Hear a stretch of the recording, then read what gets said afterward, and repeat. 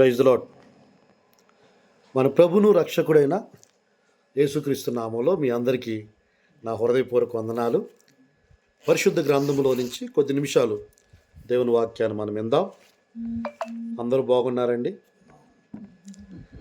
పరిశుద్ధ గ్రంథంలో నుంచి చాలా రోజుల తర్వాత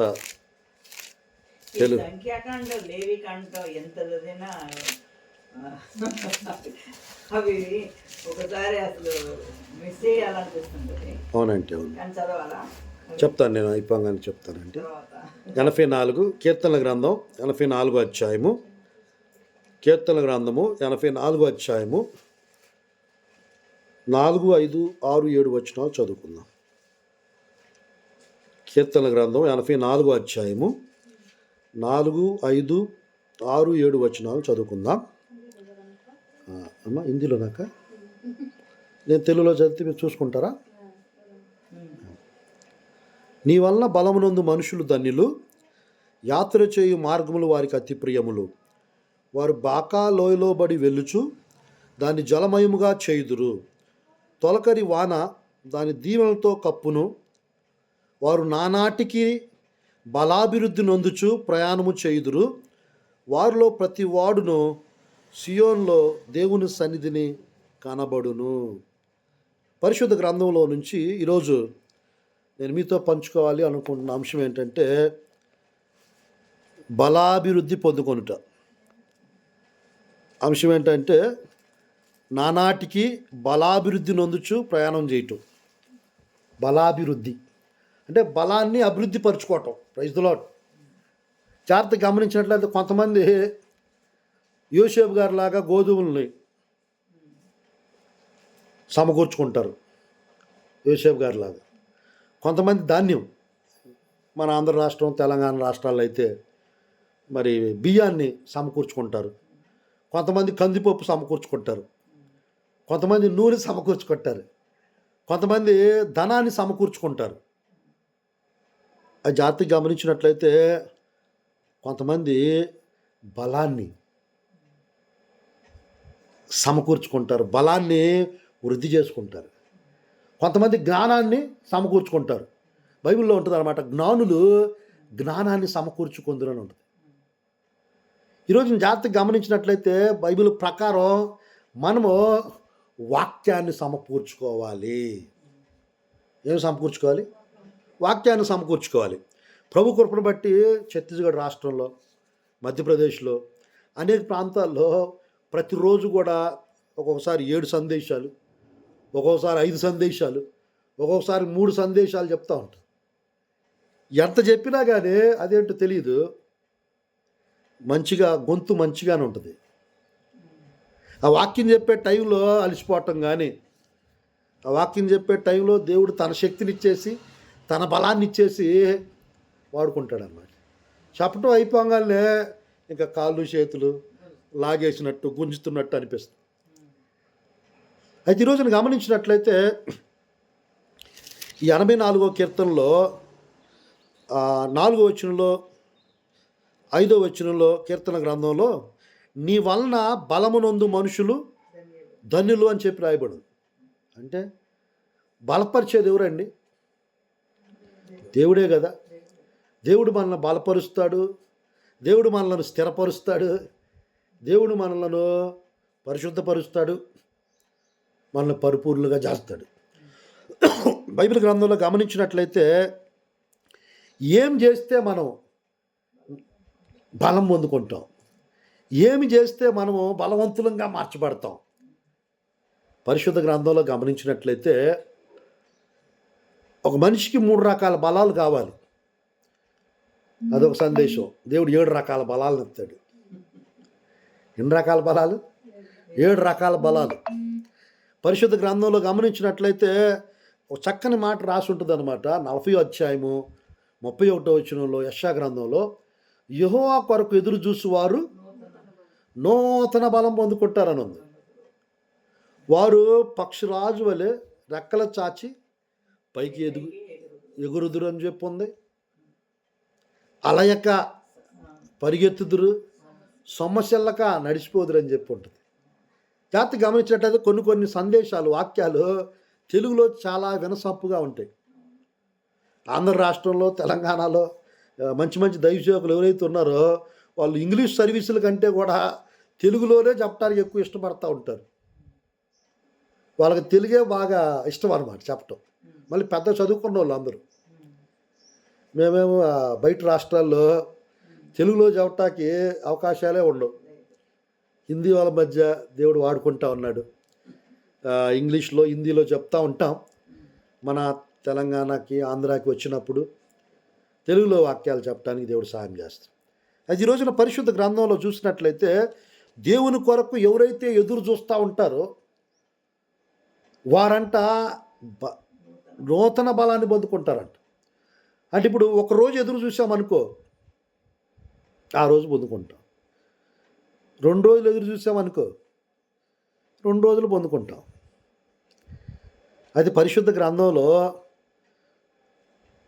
ఈ విధంగా రాయబడి ఉందన్నమాట. ఏమనంటే ఫిలిప్పీలకు రాసిన పత్రిక 4వ అధ్యాయము 13వ వచనాన్ని చూస్తే నన్ను బలపరచు వాని అందే నేను సమస్తము చేయగలను. దేవుని స్తోత్రం. బైబిల్ గ్రంథంలో ఎవరి దగ్గర అయితే ద్రవ్యం ఉంటుందో అంటే ధనం ఉంటుందో వారు సమస్తం చేయొచ్చు అంట. అదేవిధంగా ఎవరి దగ్గర అయితే దేవుని బలం ఉంటుందో వారు కూడా సమస్తం చేయగలరు. మరి ఎవరి దగ్గర అయితే దేవుని జ్ఞానం ఉంటుందో, ఎవరి దగ్గర అయితే దేవుని వాక్యం ఉంటుందో, ఎవరి దగ్గర అయితే యేసయ్య యొక్క శక్తి ఉంటుందో వాళ్ళు కూడా సమస్తం చేయగలరు. దేవుని స్తోత్రం.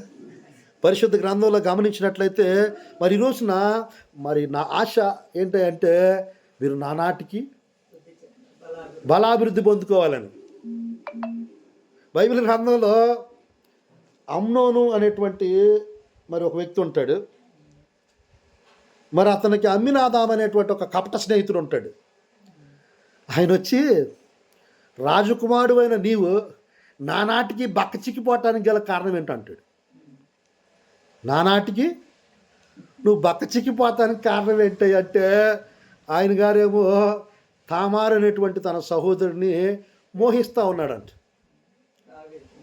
దావీదు కుమారుడు మరి చెల్లెళ్ళ గురించి ఆమె అందాన్ని గురించి ఆలోచిస్తా మరి అన్నాలు సరిగ్గా తినపోతా ఉండొచ్చు, మరి ఏదైనా కావచ్చు, చిక్కిపోతా ఉన్నాడంట, బలహీనంగా అయిపోతూ ఉన్నాడంట. బైబిల్ గ్రంథంలో ఒక 7 నుంచి 14 కారణాలు ఉన్నాయి మనుషులు ఎందుకు బలహీనులు అవుతారు. ఇప్పుడు టైం లేదు అది చెప్పడానికి.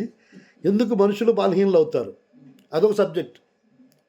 అది ఈరోజున పరిశుద్ధ గ్రంథంలో గమనించినట్లయితే కొన్ని వాక్యాలు ఎవరెవరు బలాభివృద్ధి పొందుకున్నారు అది చూద్దాం. ఈ వాక్యం చూడండి ఒకసారి. ఎందుకంటే పరిశుద్ధ గ్రంథంలో సమూయేలు గ్రంథం 2వ సమూయేలు 13వ అధ్యాయము 4వ వచనం 3-4 వచనాలు. 1, 2, 3, 4 దాకా చదువుకుందాం. దావీదు కుమారుడు అబీషాలోమునకు తామారాను ఒక సుందరి యగు సహోదరి ఉండగా దావీదు కుమారుడు అమ్నోను ఆమెను మోహించెను. తామారు కన్య అయినందున ఆమె ఏమి చేయవాలనన్నను దుర్లభమని అమ్నోను గ్రహించి చింతాక్రాంతుడై తన చెల్లెలైన తామారును బట్టి చిక్కిపోయాను. అబ్బా, మన భాషలో బక్క చిక్కిపోయాను నానా. అంటే ఇప్పుడు ఎవరైనా సరే మోహపు చూపులు చూస్తూ ఉన్నారనుకో వాళ్ళు చిక్కిపోతారు, అంతే కదా. మరి ఇక్కడ గమనించినట్లయితే ఆమె గురించి చింతాక్రాంతుడైపోయాడు. అంటే ఎవరికైతే చింత ఉంటుందో వాళ్ళు కూడా చిక్కిపోతారు. చింతపడాలా మనము? ఈ చింత యావత్తు ఆయన మీద వేయండి అని చెప్పని ఉంటే లేదులే పాస్టర్ గారు నా మీదే ఉన్నాయి ఆ చింత అని అంటాం మనం. అయితే పరిశుద్ధ గ్రంథంలో గమనించినట్లయితే ఇక్కడ 3-4 వచనాలు చూస్తే అమ్నోనుకు మిత్రుడు ఒకడు ఉండెను. అతడు దావీదు సౌడైన సిమ్యా కుమారుడు. అతని పేరు యెహోనాదాబు. ఈ యెహోనాదాబు బహు కపటం గలవాడు అంట. కపటం కలిగినాడు, బహు కపటం కలిగినాడు అంట. అంటే కపట స్నేహితులతో కనుక సహవాసం చేస్తే చిక్కిపోతాం. వేరంటే కపటంతో ఉన్నటువంటి వాళ్ళతో సహవాసం చేస్తే చిక్కిపోతారు. ఇక్కడే 4వ వచనంలో, రాజకుమారుడు అయిన నీవు నానాటికి చిక్కిపోవటానికి హేతువేమి, సంగతి నాకు చెప్పమనగా చెప్పవా అని అమ్నోనుతో అనగా, అమ్నోను, నా తమ్ముడగు అబ్షాలోము సహోదరి అయిన తామారును నేను మోహించి ఉన్నానని అతనితో అనేను. అంటే ఆమె గురించి నేను చెడ్డగా ఆలోచిస్తూ ఉన్నాను, ఆమె వైపు నేను మోహ చూపులతో చూస్తూ ఉన్నాను, అందుకే నేను చిక్కిపోతానని కారణం చెబుతా ఉన్నాడు. అంటే జాగ్రత్తగా గమనించినట్లయితే నైట్ టైంలో మొబైల్లో కానీ, కంప్యూటర్లో కానీ, చెత్త పుస్తకాల్లో కానీ ఏమన్నా చెడ్డ ఫోటోలు కనుక, బొమ్మలు కనుక చూస్తే, చెడ్డ వీడియోస్ కనుక చూస్తే వాళ్ళు చిక్కిపోతారు, వాళ్ళు బలహీనలు అయిపోతారు. మరి అదేవిధంగా ఇక్కడ గమనించినట్లయితే ఎవరైతే 5వ వచనం 6వ వచనం ఆ కింద చదవద్దులే, ఎవరైతే చెడ్డ స్నేహితుల యొక్క ఆలోచనల ప్రకారం నడుస్తారో వాళ్ళు కూడా బలహీనలు అయిపోతారు. ఒక బలవంతుడితో సహవాసం చేస్తే అతడు బలవంతుడిగా మార్చబడతాడు. ఒక బలహీనుడితో సహవాసం చేస్తే బలహీనులు అయిపోతారు. పరిశుద్ధ గ్రంథంలో మన సహవాసం ఎవరితో చేస్తున్నా అది కూడా ఆలోచించుకోవాలి. మన జీవితాల్లో పరిశుద్ధాత్మ దేవుడు ఉండాలి సహవాసం చేయటానికి.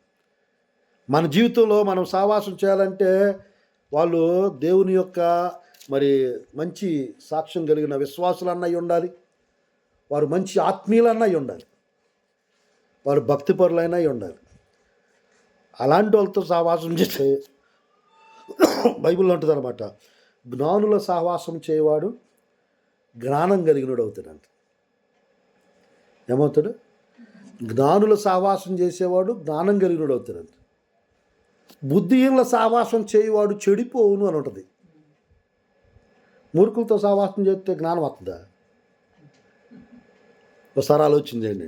పరిశుద్ధ గ్రంథంలో మరి మనము ఒక 20 నిమిషాలు బలాభివృద్ధి పొందుకోవటం ఎట్లా, బలాభివృద్ధి పొందుకోవటానికి మనం ఏం చేయాలి అనే వాటి గురించి కొద్ది నిమిషాలు దేవుని వాక్యంలో నుంచి కొన్ని లోతైన విషయాలు, కొన్ని లోతైన మాటలు, లోతైన వాక్యాలు మనం విందాము. పరిశుద్ధ గ్రంథంలో నుంచి జాగ్రత్తగా గమనించినట్లయితే పరిశుద్ధ గ్రంథంలో సామెతల గ్రంథము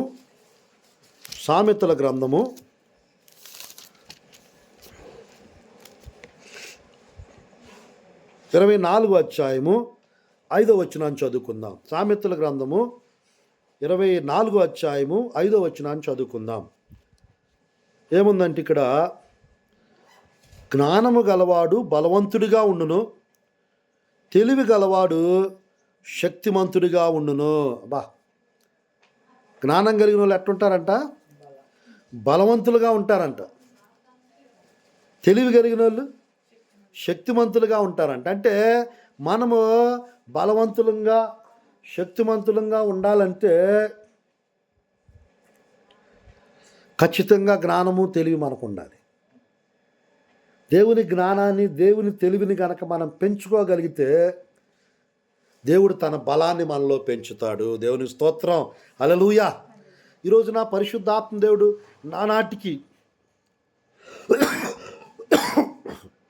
నానాటికి మనం బలం పొందుకోవాలని, బలపరచబడాలని, స్థిరపరచబడాలని, మనము అంతకంతకి దేవుని యొక్క శక్తిని పొందుకుంటూ ముందుకు వెళ్ళాలని దేవుడు కోరుకుంటున్నాడు.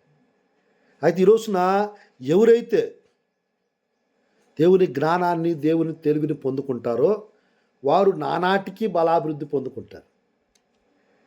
అంటే జ్ఞానం ఒకరోజు ఉండి ఒకరోజు లేకపోతే సరిపోయిద్దా? ఒకరోజు తెలివిగా ఉండి రెండో రోజు తెలివి తక్కువగా ఉంటే?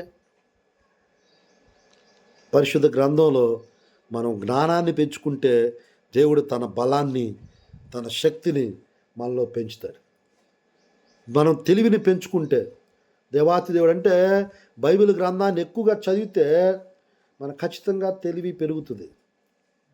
ఎక్కువగా ప్రార్థన చేసుకుంటే దేవుడి జ్ఞానం పెరుగుతుంది మనలో. దేవుని స్తోత్రం, హల్లెలూయా.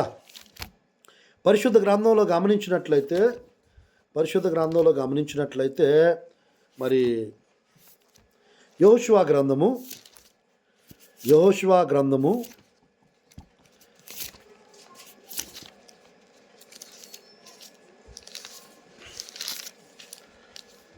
14వ అధ్యాయము 11వ వచనము 10-11 వచనాలు చూసినట్లయితే, యెహోవా చెప్పినట్లు యెహోవా మోషేకు ఆ మాట సెలవిచ్చినప్పటి నుండి ఇశ్రాయేలీయులు అరణ్యంలో నడిచిన ఈ 45 ఏళ్ళు ఆయన నన్ను సజీవునిగా కాపాడి ఉన్నాడు. ఇదిగో నేను ఇప్పుడు 85 ఏళ్ల వాడను. మోషే నన్ను పంపిన నాడు నాకెంత బలమో నేటి వరకు నాకు అంత బలం. యుద్ధము చేయుటకు కానీ వచ్చుచూ పోవుచుండటకు కానీ నాకెప్పటి ఎట్లు బలమున్నది. జాగ్రత్తగా గమనించినట్లయితే ఇక్కడ మోషే పంపించినప్పుడు 40 ఏళ్ళు అంట. ఇప్పుడు 85 ఏళ్ళు వచ్చినాయి అంట ఆయనకి, కాలేబ్ గారికి. ఆయన వాక్యంలో రాయబడి ఉందన్నమాట. ఏమనంటే అప్పుడే బలం ఉందో ఇప్పుడు కూడా అదే బలం ఉందంట. అప్పుడే యొక్క మరి శక్తి అయితే ఉందో ఇప్పుడు కూడా అదే శక్తి ఉందంట. అంటే దీని అర్థం ఏంటని చెప్పంటే మనం మన బలాన్ని రిస్టోర్ చేసుకోవచ్చు. మనం మన యొక్క బలాన్ని చక్కగా వృద్ధి చేసుకోవచ్చు. మన బలాన్ని మనం చక్కగా మెయింటైన్ చేసుకోవచ్చు. అవునా కదా? జాగ్రత్తగా గమనించినట్లయితే మనం గనక బలహీనం అయితే సాతాను మన మీద అటాక్ చేస్తాడు. మనం గనక బలవంతులంగా ఉంటే సాతాను మనల్ని ఏం చేయలేడు. ఎప్పుడన్నా కానీ బలవంతుల్ని ఓడిస్తాం ఈజీయా, బలహీనలు ఓడించడం ఈజీయా? బలహీనలు ఓడించడం ఈజీ.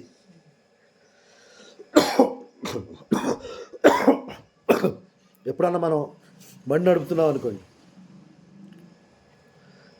మనం బైక్ నడుపుతా ఉన్నాం, ఎవరో కారు వాళ్ళు మన బండికి ముందుకు వచ్చారు, మన బండికి అడ్డం పెట్టారు కారు. వెంటనే కోపం వచ్చేద్ది మనం, ఎవడురా అని చెప్పని మనము ఎడాపెడాకంటే తిడతాము, బయటికి రా, కారు నుంచి బయటికి రా అని చెప్పంట. ఇంకెంటనే కారులో నుంచి కనుక ఒక పతలా దుబ్బల సన్నగుండవాడు ఎవరైనా దిగారు అనుకో, చిన్నోడు పిల్లోడు సన్నటి వ్యక్తి ఎవరైనా దిగారు అనుకో, ఇంకా ఆ మనిషిని మనము చెడాపడా తిట్టొచ్చు, కొట్టొచ్చు కూడా. ఇక బలంగా ఉన్నవాడు ఎవరన్నా కారు తలుపు తీసి ఏంటి అన్నాడు అనుకో, ఏ లేదు సార్ వెళ్ళండి వెళ్ళండి. ఎందుకంటే ఆ మనిషి బలంగా ఉన్నాడు. ఇక ఆ మనిషిని వాళ్ళు అన్నాడు అనుకో, గొవ్వల గుయ్యం అనేటట్టుగా 2 ఎత్తాడు అనమాట. తప్పు మనదైనప్పటికీ కూడా, అంటే తప్పు వాళ్ళదైనప్పటికి కూడా మనం సార్ వెళ్ళండి సార్ అని చూసుకుని వెళ్ళండి సార్, ఇంకెక్కువ మాట్లాడు, ఎందుకంటే బలవంతుడు. మనం కనుక బలంగా ఉన్నాం, ఎదుటి వాళ్ళు సన్నగా ఉన్నారు, చిన్నగా ఉన్నారు అనుకో, ఇంక నీళ్ళు చూసి ఆడు భయపడతాడు. అంకుల్ గారు, uncle sorry uncle, sorry uncle తప్పు అయిపోయింది అంకుల్, రెండోసారి అట్ నడబ్బాకు, వార్నింగ్ ఇస్తున్నా నీకు అని కొంచెం భయపెడతారు. అదేవిధంగా ఏంటంటే మన ప్రార్థన, మన విశ్వాసం, మన భక్తి ఎప్పుడైతే పెరుగుతుందో ఆటోమేటిక్గా బాడీ బిల్డర్ లాగా ఆత్మీయంగా మనము స్ట్రాంగ్ అయిపోతాం. భయం ఎవరికి కలుగుతుందా అని చెప్పంటే ఎవరైతే ప్రార్థనా జీవితంలో తక్కువగా ఉన్నారో, ఎవరైతే విశ్వాసంలో కొంచెం చిన్నగా ఉన్నారో, తక్కువ విశ్వాసంతో ఉన్నారో, ఎవరి బైబిల్ స్టడీ వీకో, ఎవరైతే వాక్యాన్ని పెద్ద గినరో వారందరూ ఏంటని చెప్పంటే కొంచెం చిన్న విషయాలకు కూడా భయపడిపోతారు.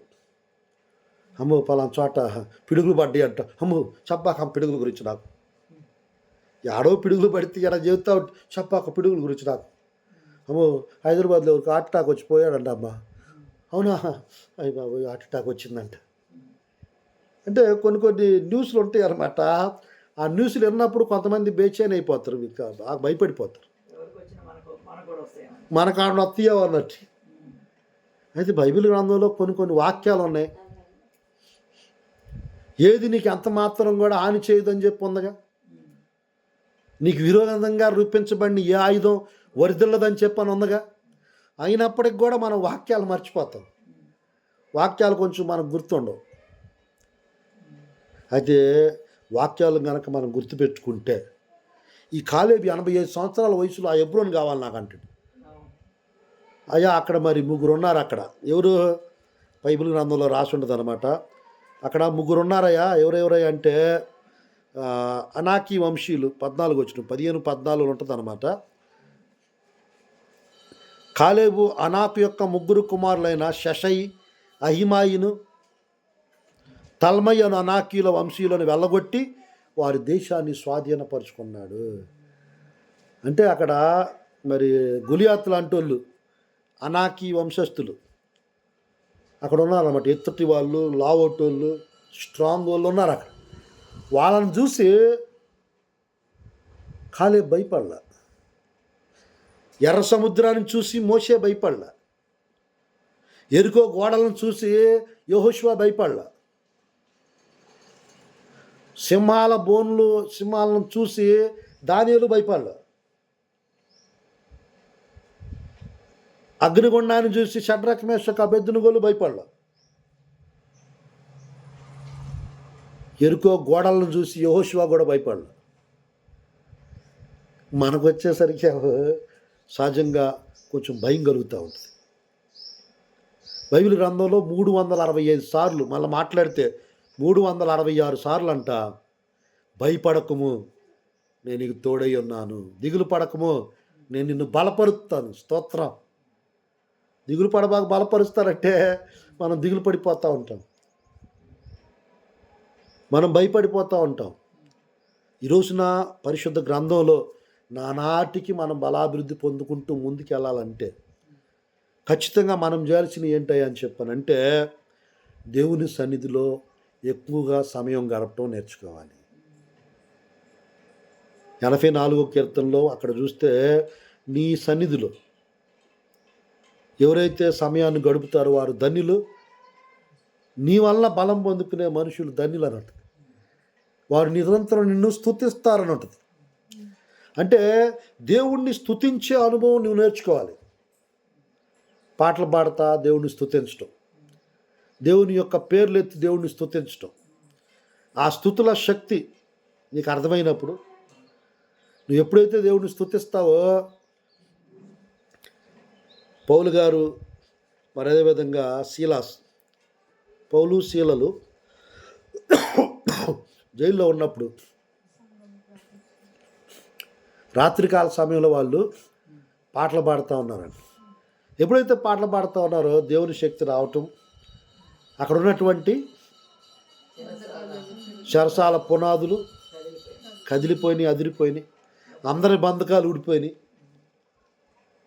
మరి అక్కడ జాగ్రత్తగా గమనించినట్లయితే జైలరు జీవితం మార్చబడింది, భూకంపం వచ్చింది. మరి పరిశుద్ధ గ్రంథంలో గమనించినట్లయితే, అంటే మనం గనక దేవుణ్ణి స్తుతిస్తే, మనం గనక మరి ఎప్పుడన్నా నెలలో ఒక రోజు నైట్ ప్రేయర్, ఎప్పుడన్నా సెలవు ఉందనుకో, చక్కగా 10 గంటల నుంచి 3 దాకా, 12 గంటల నుంచి 5 గంటల దాకా, 11 గంటల నుంచి 4 దాకా కొంచెం ఒక నైట్ ప్రార్థనలో కనుక గడపగలిగితే నానాటికి బలాభివృద్ధి పొందుకునే అనుభవంలోకి వచ్చేస్తాం. ఎక్కువగా దేవుణ్ణి స్తుతించగలిగినట్లయితే, ప్రతిరోజు దేవుణ్ణి స్తుతిస్తే ప్రతిరోజు దేవుడు నిన్ను బలపరుస్తాడు. ఎక్కువ సమయం కనుక దేవునితో గడపగలిగితే, యెహోవా కొరకు ఎదురు చూసేవారు నూతన బలం పొందుకుంటారు అన్నది. ఆ ఎదురు చూడటం మనం ప్రార్థనలో ఎదురు చూడాలి. ప్రార్థనలో ఎదురు చూసినప్పుడు బైబిల్ గ్రంథంలో రాసి ఉంది, నీతిమంతుని విజ్ఞాపన మనపూర్వకమైనదై బహు బలం కలిగిందై ఉంటుందండి. అదే కదా రాసి ఉంది యాకోబు రాసిన పత్రిక 5వ అధ్యాయం 16-17 వచనాల్లో. మరి ఈ రోజునంటే నీతిమంతులంగా మనం ఉండి ప్రార్థన చేసుకోవాలి. వాక్యానుసారంగా మనం బ్రతుకుతూ జీవిస్తూ ప్రార్థన చేసుకుంటూ ఉంటే మనము బలపరచబడతాం, మనము స్థిరపరచబడతాం, మనము తృప్తిపరచబడతాం. ఈ రోజున ప్రభు చిత్తమైతే ఈ నెల నుంచి వచ్చే నెల నుంచి ఈ 2-3 నెలలు, ఈ 4 నెలలు ఆంధ్రాలో అలాగ ప్లేసుల్లో, తెలంగాణలో, ఆంధ్రాలో మీటింగ్స్ ఏర్పాటు చేయబోతా ఉన్నా. ప్రతి నెల ఒక వారం 10 రోజులు ఆంధ్రాలో ఉండి కొన్ని ప్రాంతాల్లో చక్కగా సువార్త సభలు, రాకడ సభలు, మరి లోతైనటువంటి వర్తమానాలు జనాలకు తెలియపరచడం కొరకు, దేవుని బిడ్డలను బలపరచడం కొరకు చక్కగా మీటింగ్స్ ఏర్పాటు చేయబోతా ఉన్నాం. మీరు కూడా ప్రార్థనలో పెట్టండి ఆ విషయాల కొరకు. పరిశుద్ధ గ్రంథంలో గమనిస్తే ఇక్కడ యెహోషువ 31 మంది రాజుల్ని జయించాడు. ఎక్కడి నుంచి వచ్చింది ఆయనకి ఆ బలం? బైబిల్ గ్రంథంలో ఈ కాలేబు, యెహోషువ ఏమంటారంటే, సంఖ్యాకాండము 10 నిమిషాల్లో ముగిస్తాను. 13వ అధ్యాయము 30వ వచనం. సంఖ్యాకాండము 13వ అధ్యాయం 30వ వచనాన్ని చూస్తే, కాలేబు మోషే ఎదుట జనులను నిమ్మలపరిచి, మనము నిశ్చయముగా వెలుదుము, దాన్ని స్వాధీనపరుచుకొందుము, దాన్ని జయించుటకు మనకు శక్తి చాలును అనెను. అయితే ఆ పక్కన వాక్యంలో చూస్తే 31, 32, 33, అయితే అతనితో కూడా పోయిన ఆ మనుషులు 10 మంది ఉన్నారు. ఇంకా ఆ జనులు మనకంటే బలవంతులు, మనం వారి మీదకి పోజాలమనిరి. అబ్బా, మనకంటే బలవంతులు అంట. ఇక్కడ గమనించినట్లయితే సైతాను కూడా మన మైండ్లో, నువ్వు బలహీనురాలివి, నువ్వు ఆ ఎగ్జామ్ రాయలేవు, నువ్వు బలహీనురాలివి, నీకు మేలు కలగదు, ఇది నిజమా అనేటువంటి ఒక క్వశ్చన్ మార్క్ అవగనక సైతాను పెట్టినట్టుగా ఏదో క్వశ్చన్ మార్క్ పెట్టేస్తుంది మనకు కూడా. నా భర్త మారగలడా, నీ భర్త మారతాడా, క్వశ్చన్ మార్క్ వేసేస్తా సైతాను. ఏదో ఒకటి పెట్టేసి, నా అప్పులు తీరగలవా, నా ఇబ్బందులు పోతాయా, నేను బలహీనరాలుగా ఉన్నా, నేను బలం పొందుకోగలనా, నేను సమస్యల్లో ఉన్నాను, ఈ సమస్యలో నుంచి నేను బయటికి రాగలనా, రకరకాలుగా ఆలోచన చేస్తుంటారు. అయితే ఈ రోజున ఎవరికైతే వాక్యపు లోతుల్లోకి వెళ్ళే అనుభవం ఉంటుందో, ఎవరైతే వాక్యాన్ని శ్రద్ధగా వినేటువంటి ఆ మనసు ఉంటుందో, ఆ వాక్యం వినుచూ ఉండగానే వాళ్ళలోకి దేవుని శక్తి వచ్చేస్తుంది. బైబిల్ గ్రంథంలో 10 మంది, మొత్తం 12 మంది వెళ్ళారు. ఆ దేశాన్ని సంచరించి చూసిరాట. 40 రోజులు ఉన్నారు. ఎన్నోళ్ళు మళ్ళీ మామూలు కాదు. అయితే మొత్తం అంతా సంచరించి చూసి వచ్చి రిపోర్ట్ ఇస్తూ ఉన్నారు. ఎట్లాంటి రిపోర్ట్ ఇస్తున్నారో తెలుసా? 32, 33 వచనాల్లో,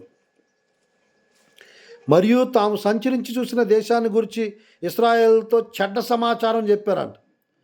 మేము సంచరించి చూసిన దేశము తన నివాసులను భక్షించు దేశం, దానిలో మాకు కనబడిన జనులందరూ ఉన్నత దేహులు.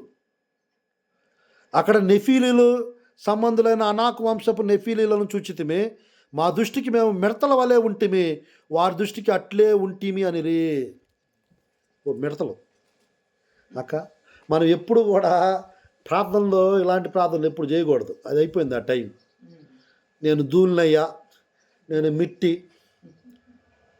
నేను ఓటు కొండనే, ఎందుకు పనికిరాలని దాన్ని, పాపాత్మురాలని, పనికిమాలినోడిని దేవుడు మార్చేసాడు కదా, రక్షణ ఇచ్చేసాడు కదా, నువ్వు పశ్చాత్తాపడ్డావు కదా, పాపాలను వదిలేసావు కదా, వదిలినా కూడా నీకు అదే భజన ఏంటి?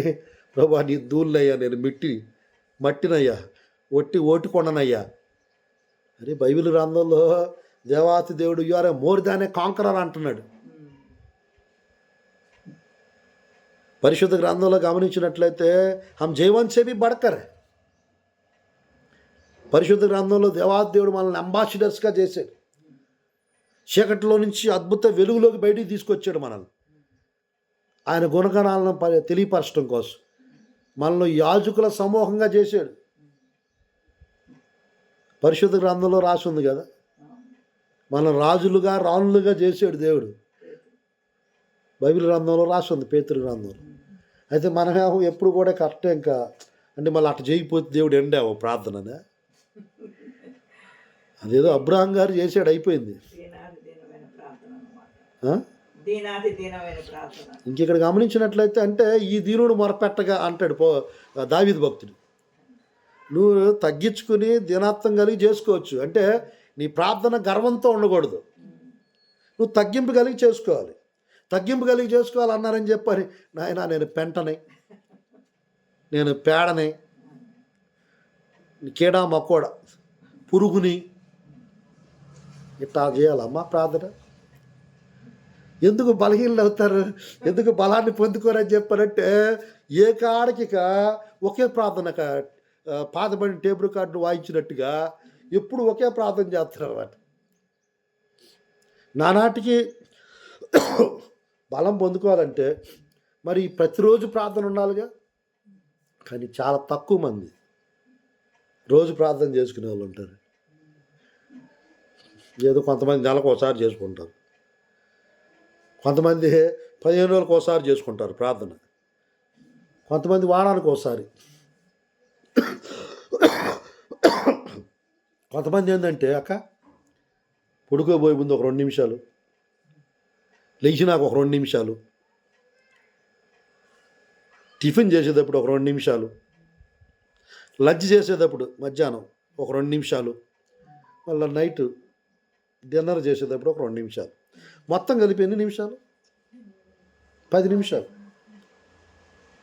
పడుకునే ముందు 2 నిమిషాలు, లేచిన తర్వాత 2 నిమిషాలు, 4 నిమిషాలు, బ్రేక్ఫాస్ట్, లంచ్, డిన్నర్, మొత్తం అన్ని 2 నిమిషాలు, మొత్తం కలిపితే 10 నిమిషాలు.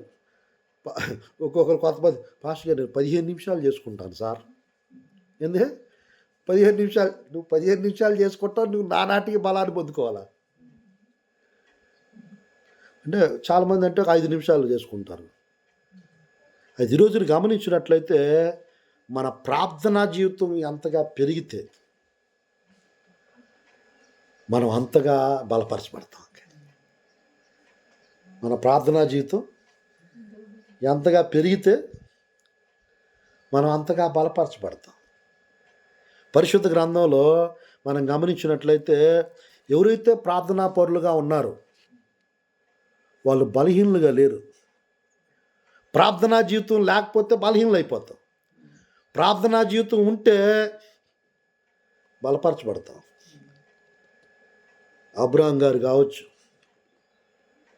పరిశుద్ధ గ్రంథంలో ఎవరైతే ప్రార్థనా పరులు ఉన్నారో, దానియేలు కావచ్చు, వీళ్ళందరూ ఏంటని చెప్పంటే వాళ్ళు బలంగా ఉన్నారు. కారణం ఏంటని చెప్పంటే వారిలో ప్రార్థనా జీవితం ఉంది.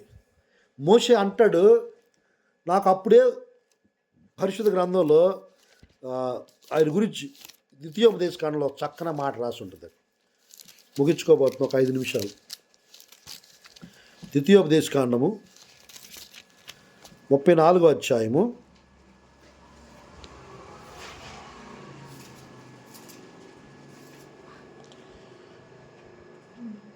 7వ వచనాన్ని చదువుతారు నాన్న. 7వ వచనం. మోషే చనిపోయినప్పుడు 120 సంవత్సరముల ఈడు గలవాడు, అతనికి దృష్టి మాంద్యం లేదు, అతని సత్తువ కూడా తగ్గలేదు. కింద 12వ వచనం. వాటి విషయంలోను ఆ బాహుబలం అంతటి విషయంలోను మోషే ఇశ్రాయేలు జనులందరి కనుల ఎదుట కలగజేసిన మహాభయంకర కార్యముల విషయంలోను యెహోవాను ముఖాముఖిగా ఎరిగిన మోషే వంటి ఇంకొక ప్రవక్త ఇశ్రాయేలు ఇది వరకు పుట్టలేదు. మోషే గారికి అంట కనుల దృష్టి తగ్గలేదంట, సత్తు కూడా తగ్గలేదు. అంటే కాళ్ళు చేతుల్లో బలం తగ్గలేదంట. అమ్మో అంటే ఆయన నానాటికి బలాభివృద్ధి పొందే సీక్రెట్ తెలుసుకున్నాడు. నానాటికి బలాభివృద్ధి పొందే సీక్రెట్ తెలుసుకున్నాడు. జాగ్రత్తగా గమనించినట్లయితే చాలా చోట్ల బలానికి టాబ్లెట్లు ఇస్తూ ఉంటారు. అవునా కాదు? కొంతమంది సిరప్పులు తాగుతుంటారు, కొంతమంది పళ్ళ రసాలు తాగుతారు, కొంతమంది పళ్ళు తింటారు. మరి జాగ్రత్తగా గమనించినట్లయితే కొంతమంది చక్కగా నాన్ వెజ్లు తింటూ ఉంటారు. సన్నటోళ్ళేమో లావు అవ్వాలని, లావటోళ్ళేమో సన్నగా అవ్వాలని, హైట్ తక్కువగా ఉన్న వాళ్ళు హైట్ పెరగాలని, హైట్ పెరిగిన వాళ్ళు ఏదో నాకు హైట్ పెరగటం వల్ల ఇబ్బంది కొంచెం హైట్ తక్కువగా ఉంటే బాగుండేది అనుకో. అందంగా లేదో కొంచెం అందంగా ఉంటే బాగుండేది. రకరకాలుగా ఉంటారు, రకరకాలుగా ఉంటారు. అయితే ఈరోజున బైబిల్ గ్రంథంలో మోషే ఆయన కనుదృష్టి తగ్గలేదంట, ఆయన యొక్క సత్తువు తగ్గలేదంట. ఈరోజు రండి ఎందుకయ్యా అంటే మోషే మీరు గమనించినట్లయితే దేవునితో సమయం గడిపే వ్యక్తుల్లో 40 రోజులు 2 సార్లు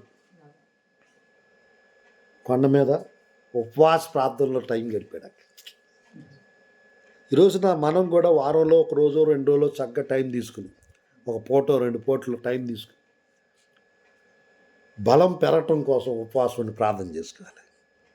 అయ్యా కొంచెం నాకు ఆరోగ్యం బాగుండదయ్యా, ఎక్కువ టైం నేను ఉపవాసం ఉండలేనయ్యా. పర్లా, నువ్వు 4-5 గంటలు ఉండు, 5-6 గంటలైనా ఉండి పర్లా.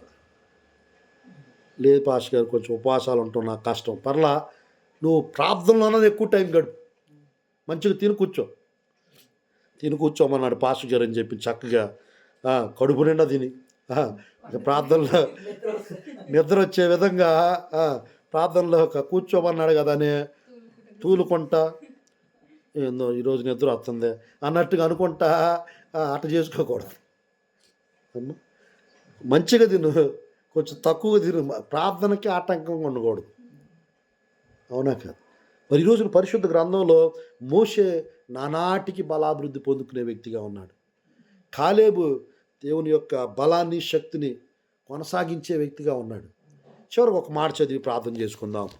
ఏబు గ్రంథము ఏబు గ్రంథము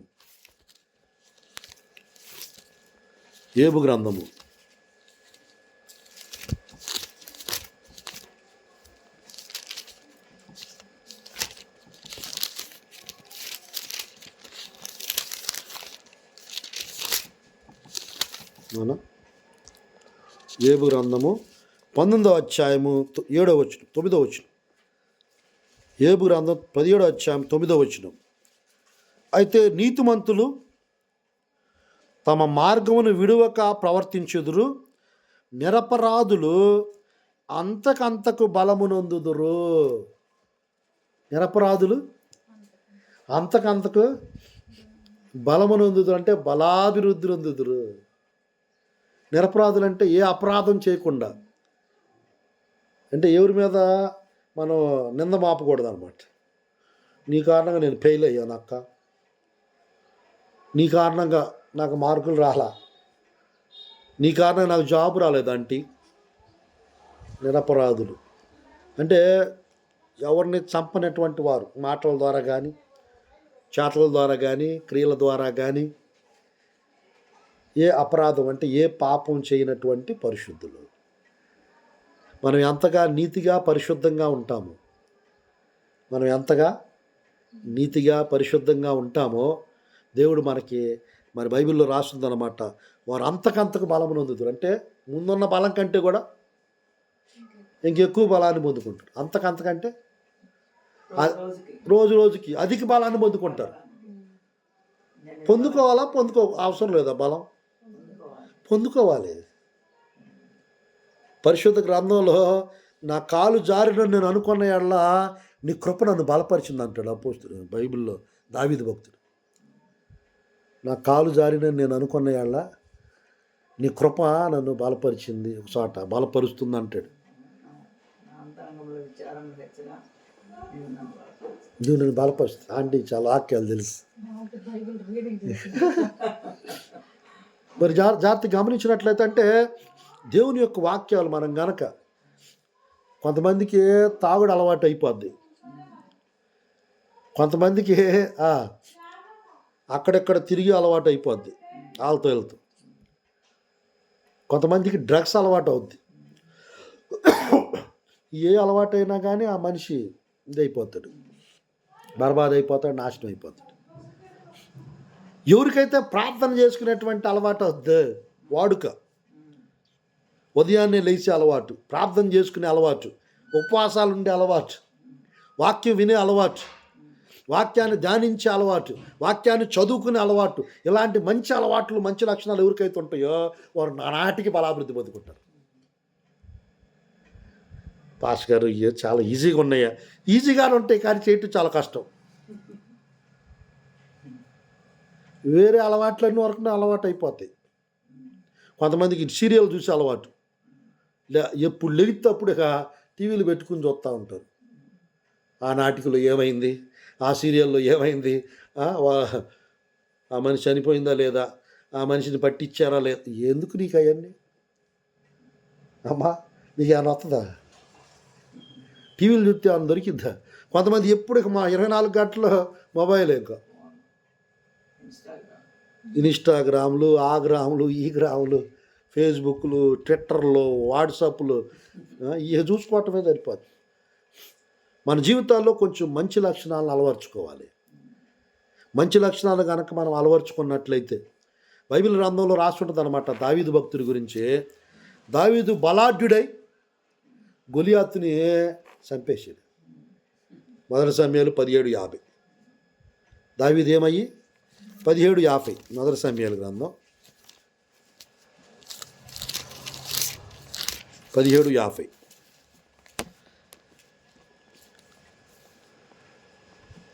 చదువుతారా ఆంటీ? దావీదు ఫిలిష్తీయుని కంటే బలాఢ్యుడై, పేజీ నంబర్ 239. ఖడ్గం లేకయే వడిసెలతోనూ రాతితోనూ ఆ బలాఢ్యుని, ఆ ఫిలిష్తీయుని కొట్టి చంపెను. ఏం చేశాడంట? ఏమి లేకుండా కొట్టి చంపేశాడంట. అంటే బలహీనుడుగా ఉంటే కొట్టి చంపేవాడా? వాస్తవంగా గమనించినట్లయితే గొలియాతు బలవంతుడా, దావీదు బలవంతుడా? గొలియాతే బలవంతుడే. కానీ ఆత్మీకంగా చూసుకుంటే దావీదు బలవంతుడు. దేవుని దృష్టిలో చూసుకుంటే దావీదు బలవంతుడు. మనుషుల దృష్టిలో చూసుకుంటే గొలియాతు బలవంతుడు. అర్థమవుతుంది? పరిశుద్ధ గ్రంథంలో బలాఢ్యులు అయిపోవాలి మనం.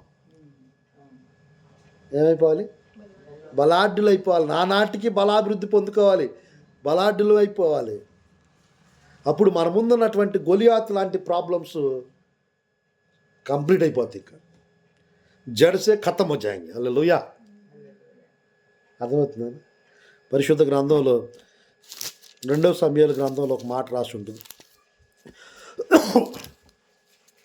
3వ అధ్యాయం 1వ వచనం. 3వ అధ్యాయము 1వ వచనం. సౌలు కుటుంబములకును, చదువునానా?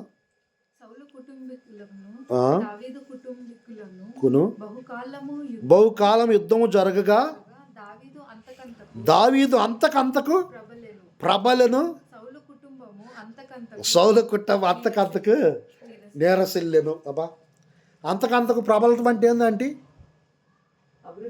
అభివృద్ధి, అంతకంతకు బలాభివృద్ధి పొందుకున్నాడు, పెరుక్కుంటూ వచ్చాడు. అందుకే కదా దాదాపుగా 66 యుద్ధాలు చేశాడంట దావీదు. అన్ని యుద్ధాల్లో జయం పొందుకున్నాడు. ఒక యుద్ధంలో వెళ్ళలేకపోయాడు, కొంచెం పాపంలో పడిపోయాడు. 66 యుద్ధాలు. పరిశుద్ధ గ్రంథంలో ఓటమని ఎరగనటువంటి వ్యక్తిగా దేవుడు దావీదుని హెచ్చించాడు. ఇక్కడ రాసిందనమాట, సౌలు కుటుంబీకులేమో నేరసిల్లిపోయారు. సౌలు కుటుంబం, దావీదు కుటుంబం అంతకంతకు బలం పొందుకుని ప్రబలను అని చెప్పారు.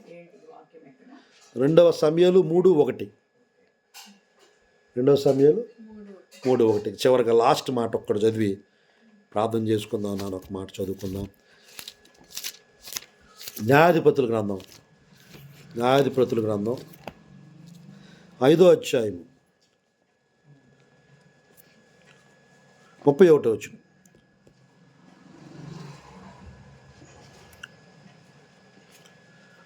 న్యాయాధిపతుల గ్రంథం 5:31.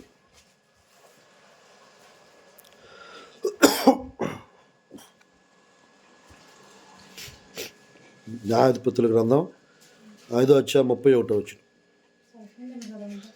అక్క చదవండి.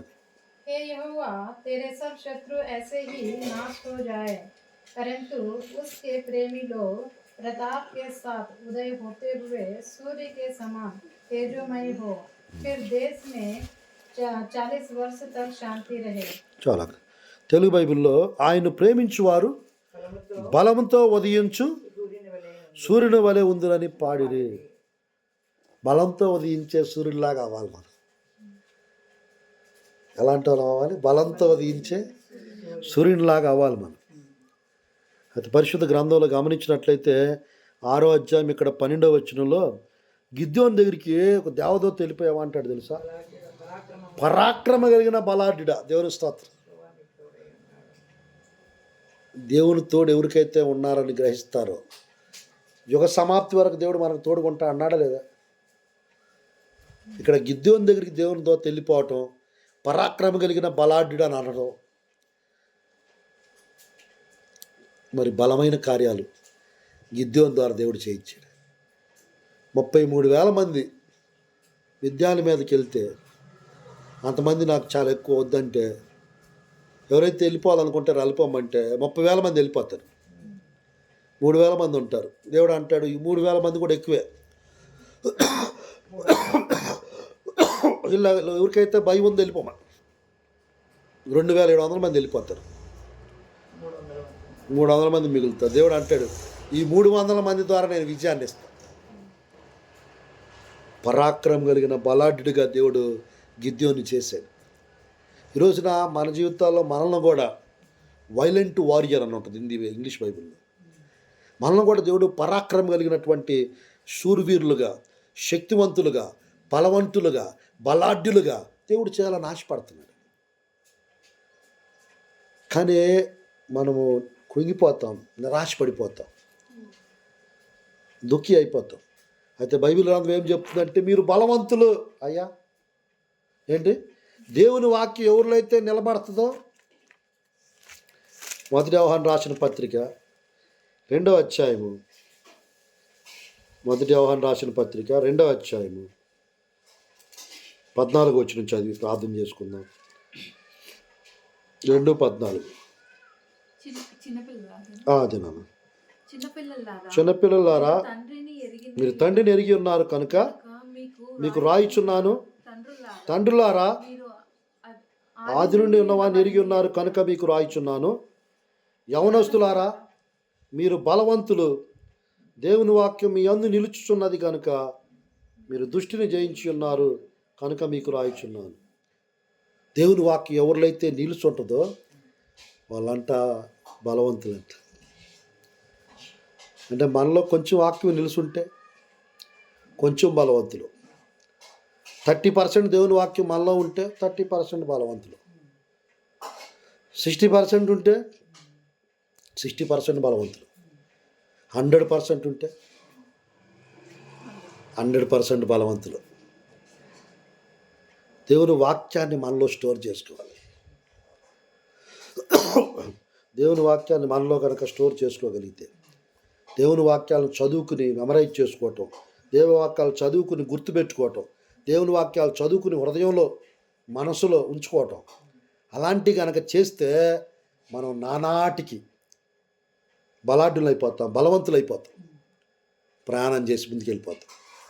మన ముందు ఏ సమస్యలు కూడా మనం ఏం చేయలేం. ఎందుకంటే ఎఫెసీ 6:10 ఒక మాట రాసి ఉంటుంది. ఎఫెసీ 6:10 తుదకు ప్రభు యొక్క మహాశక్తిని బట్టి ఆయన యందు బలవంతులయ్యుండు. 6:10 ఎఫెసీలకు రాసిన పత్రిక. అంటే దేవుని మహాశక్తిని ఎవరైతే పొందుకుంటారో వారు బలాభివృద్ధిని బలాభివృద్ధి చెందుతారు. వారు బలవంతులుగా ఉంటారు. దేవుని శక్తి, మహాశక్తి అంటే పరిశుద్ధాత్మ శక్తి. అపోస్తుల కార్యం 2:1-4 అక్కడ చూస్తే వాక్శక్తి అనుగ్రహించాడు దేవుడు. పరిశుద్ధాత్మ అగ్ని నాలుకలు విభాజించబడి వారందరి మీద ఒక ఆలగానే ఉంటుంది. 10 రోజులు ఉపవాసం ఉండాలి ప్రార్థన చేసుకుంటే. వారందరూ కూడా దేవుని శక్తిని పొందుకున్నారు. వారందరూ కూడా మరి ప్రతిరోజు దేవునితో సమయం గడుపుతూ దేవుణ్ణి స్తుతిస్తూ నానాటికి బలాభివృద్ధి పొందుకొంచు వారు వారి యొక్క సేవా పరిచర్యని, వారి యొక్క విశ్వాస జీవితాన్ని, వారి ఆత్మీయ జీవితాన్ని వాళ్ళు ముగించారు. ఈరోజున కాలేబు కావచ్చు, యెహోషువ కావచ్చు. యెహోషువ 31 మంది రాజులను జయించాడు పరిశుద్ధ గ్రంథం. మరి మన జీవితాల్లో మనం కూడా జయ జీవితం జీవించాలన్నా, భయం మీద జయాన్ని పొందుకోవాలనుకున్నా, మనం ఖచ్చితంగా అంటే దురాత్మలను ఢీకొట్టాలన్నా, దెయ్యాలను వదిలించాలన్నా, ఒక బలమైన పరిచర్య చేయాలన్నా మనం ఖచ్చితంగా దేవుని యొక్క ఆత్మచేత నింపబడాలి. దేవుని యొక్క వాక్యం చేత నింపబడాలి. దేవుని యొక్క ఆత్మను, దేవుని యొక్క శక్తిని పొందుకొని మనం బలపరచబడాలి, స్థిరపరచబడాలి, పరిపూర్ణంగా చేయబడాలి, మార్చబడాలి. అలా కనుక అయితే మనకు సంసోనుకులాగా గొప్ప బలం, సంసోనుకులాగా గొప్ప బలం. మరి దేవుని చిత్తమైతే మరొకసారి గొప్ప బలం యొక్క రహస్యాల గురించి అందాం. సంసోనికి దేవుడు ఢిల్లీలో అక్కడ ఉన్నటువంటి ఆమె అడుగుతుంది అనమాట, నీ గొప్ప బలం యొక్క రహస్యం ఏంటి? ఈసారి ఆ గొప్ప బలం యొక్క రహస్యం గురించి మనం విందాం. దేవుడి వాక్యాన్ని దీవించును గాక. మరి ఈరోజు నుంచి మిమ్మల్ని బలపరచును గాక. మీరు నానాటికి ప్రతిరోజు కూడా నూతన బలం పొందుకునేటట్టుగా, బలాభివృద్ధి పొందుకునేటట్టుగా దేవుడు చేసి ప్రతి బలహీనతలు తొలగించును గాక. ప్రతి సమస్య పైన, ప్రతి ఒక్క మరి పరిస్థితి పైన దేవుడు విజయాన్ని ఇచ్చి జయ జీవితాన్ని జీవించడానికి దేవుడు సహాయం చేసి దేవుడు మిమ్మల్ని ఆశీర్వదించును గాక. అంశం ఏంటి? నానాటికి బలాభివృద్ధి పొందుకోవటం. అందరికి వందనాలు.